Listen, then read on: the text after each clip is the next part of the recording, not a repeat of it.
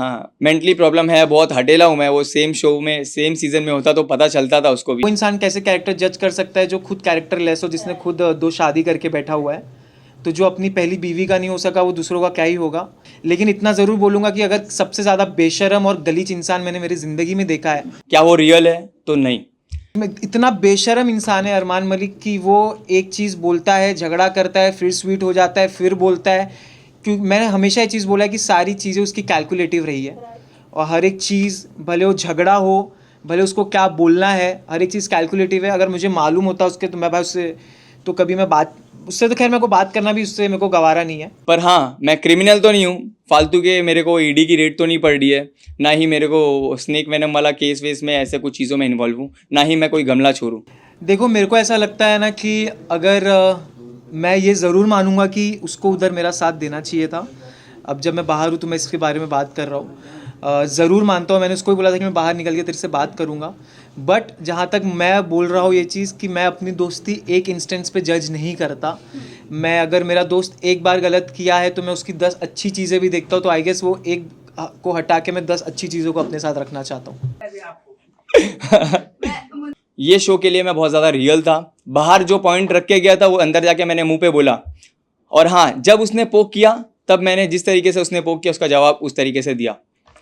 तो ऐसे लगता है आपको कि जिस तरीके से मैं बोलता था वैसे मैंने नहीं किया, ये ऐसे आपको लगता है? एग्जैक्टली ये चीज़ किया, इसको स्टैंड लेना ही बोलते हैं। जब उन्होंने ये चीज़ मुझे बोली, मैंने उनको बोला यार मैं विशाल को, ये एग्जैक्टली मेरा जुमला था। बेशक एपिसोड जाके देख लीजिएगा, क्योंकि जब इंसान सच बोलता है तो उसको याद रखने की ज़रूरत नहीं कि उसने क्या बोला था। मैंने एग्जैक्टली ये बोला था कि यार मैं विशाल को 5 साल से जानती हूँ, हमको एक ही एजेंसी मैनेज करती है। मैंने ज़िंदगी में कभी नहीं देखा कि इसने किसी के ऊपर ऐसे कॉमेंट पास किया। मैं खुद भी शौक थी, लेकिन मुझे नहीं लगता ये ऐसा है। लेकिन मेरा मुँह ये बोल के चुप कराया गया, जो ठीक भी था। उन्होंने ये बोला कि यार जब लव वो वाकई में खुद मौजूद था, उसका फ्रेंड जिसके साथ वो 24 घंटे उठता बैठता है, जब वो खुद ये चीज़ का एतराफ़ कर रहा है, ये चीज़ कन्फेस कर रहा है कि हाँ कि विशाल ने इसको गलत वे में बोला, तो मैं किस मुंह से बोलती मैम। मैं टूट चुका था। मैं बेसिकली मैं दिल से बोल रहा हूँ ये सारी चीज़ें कि मेरे को कुछ जी, मेरा कॉन्फिडेंस जो मेरा था स्टार्ट से, मेरा फोकस सब गायब हो चुका था। तो मैं था वहाँ पे बट मैं नहीं था,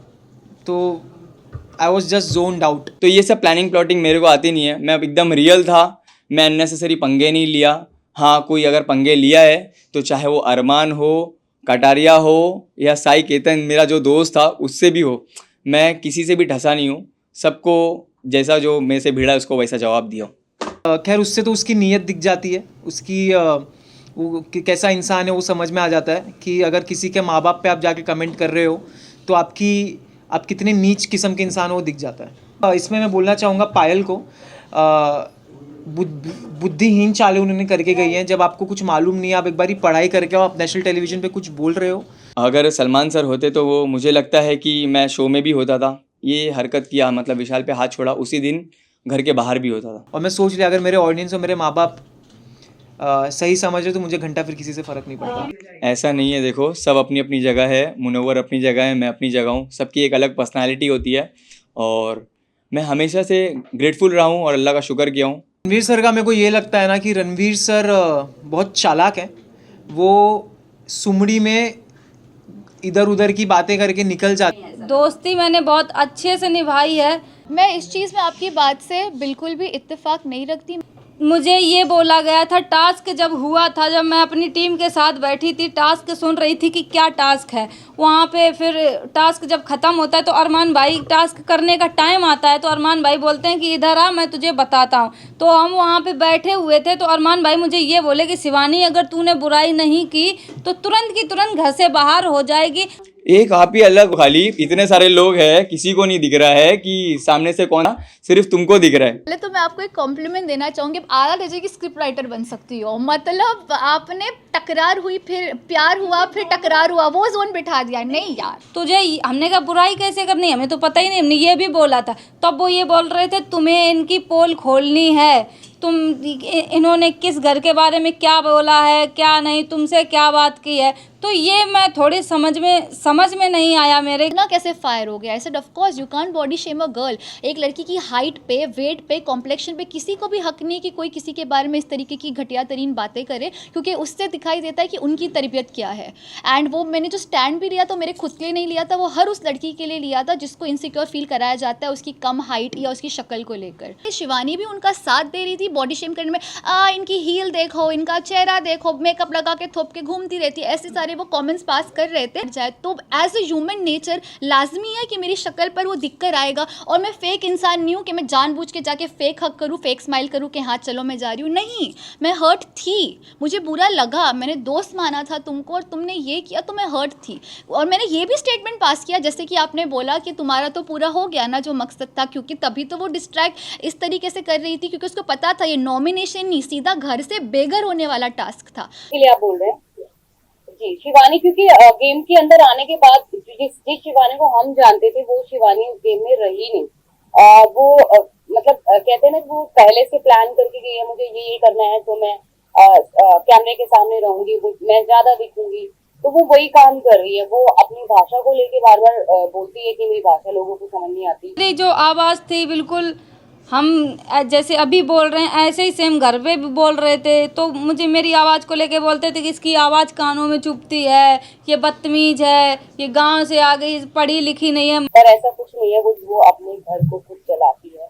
और कोई भी छोटा बच्चा बिग बॉस शो में नहीं खेलने आता है, कोई समझदार ही बिग बॉस ऐसे कंटेस्टेंट लेके आता है जो गेम को खेल सकता है और खेलने की कैपेसिटी रखता है और जीतने की भी रखता है। तो वो बच्ची नहीं है। दूसरा, उसकी हार्श बात करने का तरीका, वो अपने से बड़े की रिस्पेक्ट नहीं करी है। जैसे कि उसने रणवीर जी से बदतमीजी की, अरमान जी से करी बदतमीजी, मेरे से, क्योंकि हम ऑलमोस्ट हम सभी उससे बड़े हैं। अगर वो 22 साल की है तो आई वॉज 32 ईयर्स, मैं 36 साल की हूँ, तकरीबन 10 साल उससे बड़ी हूँ। तो उसने सबके साथ जो है बहुत रूड तरीके से बात करी और किसी को भी अच्छे से बात नहीं करती है। ये माना मैं पढ़ी लिखी इतनी ज़्यादा मतलब पढ़ी, वो लोग सब शहर से हैं और इंग्लिश मीडियम के सब पढ़े लिखे हैं। हम सरकारी स्कूल में पढ़े, अपनी मेहनत करके, प्राइवेट में भी पढ़े, जितनी हिंदी मीडियम से पढ़ाई कर पाई मैंने वो की है। अगर मैं भी उनके जैसे इंग्लिश मीडियम से बचपन से पढ़ी होती तो उनसे आगे हम भी होते। शिवानी जो है लोगों को डोमिनेट कर रही है। वो किस तरीके से चिल्ला चिल्ला के बोलती है, अपनी बात आगे रखने के लिए वो चिल्लाती है, लोगों के सामने बदतमीजी करती है। जैसे बहुत सारे लोग, ऑलमोस्ट सभी लोगों से उसकी, सिर्फ चंद्रिका और सना मकबूल और विशाल से भी उसका झगड़ा हो चुका है। ऑलमोस्ट सभी घर वालों से उसका झगड़ा ऑलरेडी हो चुका है। अरमान भैया माइंड वॉश करने में बहुत उस्ताद हैं, तुरंत बातों में फंसा देंगे तुम्हें कि तुम ऐसी हो, वो तुम्हारे फेवर में बोल देंगे तो तुम पिघल जाओगी कि यार ये सही बोल रहे हैं। तो ऐसा ही मेरे साथ कुछ हुआ। और जब उनकी पत्नी कुछ बोलती थी ना तो तुरंत उसको ये समझ के दबा दिया जाता था कि अरे ये तो गोलू है, गोलू को तो ऐसे ही बोलना आता, ये समझ के दबा दिया जाता था। जबकि वहाँ सबसे छोटे हम ही थे, सबसे छोटे थे और बात भी करते थे, सबको हंसाने की कोशिश भी करते थे, लेकिन बदतमीज का टैग भी शिवानी कुमारी को मिलता है। तब भी हमने डट के सामना किया है, जनता जानती है। पर दीपक जी के लिए मुझे बिल्कुल भी सरप्राइज नहीं हुआ, क्योंकि वो ऑलरेडी अपने दिमाग में ये चीज बिठा के बैठे थे कि ये 3 लोग एक ही घर से आए हैं और इनके 3 वोट एक साथ हैं, ये मिलके खेलेंगे। उन्होंने हमें इंडिविजुअल देखा ही नहीं और वो चाहते ही नहीं कि हम इंडिविजुअल इस गेम में रह के खेल सके। क्या फर्क पड़ता है सर, कोई ना कोई तो किसी को डुबोता है। देखिए जिंदगी में जो है ये जो यहाँ लिखा होता है इसको कोई नहीं बदल पाता, होनी को कोई नहीं बदल सकता। मेरी माँ कहा करती थी कि सामान 100 बरस का, पल की खबर नहीं। मतलब ये प्लान फॉर 100 ईयर्स, हम अपनी ज़िंदगी 100 साल के हिसाब से प्लान करते हैं कि 20 साल में ये करूँगा, 30 साल में ये करूँगा, 40 में ये करूँगा, 50 में ये करूँगा। लेकिन क्या हमारी ज़िंदगी में अगले पल घटने वाला होता है इसकी हमें खबर नहीं होती। एग्जैक्टली मैं भी मानता हूँ आपसे, आपकी ये बात से मैं भी सहमत हूँ। बाहर निकलते निकलते भी मैंने सबसे मिला, सबसे हंस खेल के मिला और मैं बोला जो भी था गेम तक किसी को बुरी लगी होगी तो सॉरी, क्योंकि गेम था। एट द एंड कभी कभी एक ही ग्रुप में थे, एक ही टीम में थे, कभी अगेंस्ट थे, तो ये गेम का सिलसिला था। एज अ पर्सन ना वो मुझे जानता था ना मैं उससे जानता था, तो जो भी एक दूसरे को लेके परसेप्शन थे वो शायद चेंज हो गए। मेरे भी उसको लेके जो थे कि वो सामने से बहुत ज़्यादा उंगली करने वाला रहेगा, झगड़े करेगा, आके पंगे लेगा, वो भी चेंज हुआ।